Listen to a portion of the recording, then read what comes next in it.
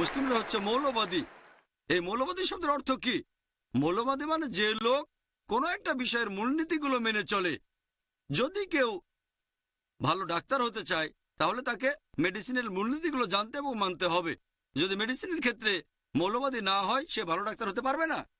যদি কেউ ভালো বিজ্ঞানী হতে চায় তাহলে তাকে বিজ্ঞানের মূলনীতিগুলো জানতে আর মানতে হবে। যদি বিজ্ঞানের ক্ষেত্রে মৌলবাদী না হয় সে ভালো বিজ্ঞানী হতে পারবে না।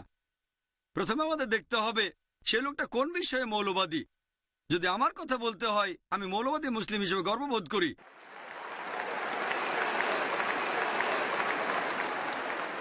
কারণ আমি ইসলামের মূল নীতিগুলো জানি আর মেনে চলার চেষ্টা করি। আমি জানি ইসলাম ধর্মে এমন একটা মূল নীতিও নেই যেটা সামগ্রিকভাবে মানবতার বিরুদ্ধে যায়।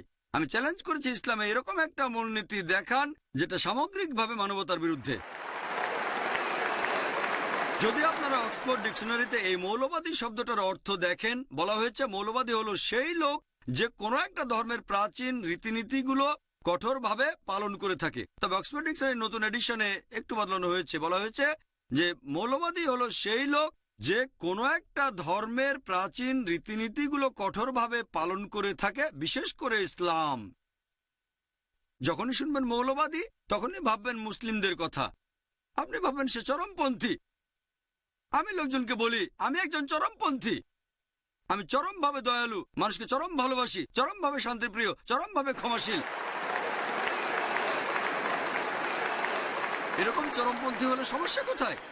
আমরা কেন এত লজ্জা পাচ্ছি? টেবিলটাকে উল্টে দেন। কোনো মানুষকে আমাকে বলতে পারবে যে চরমভাবে সৎ হওয়াটা ভুল, তারপর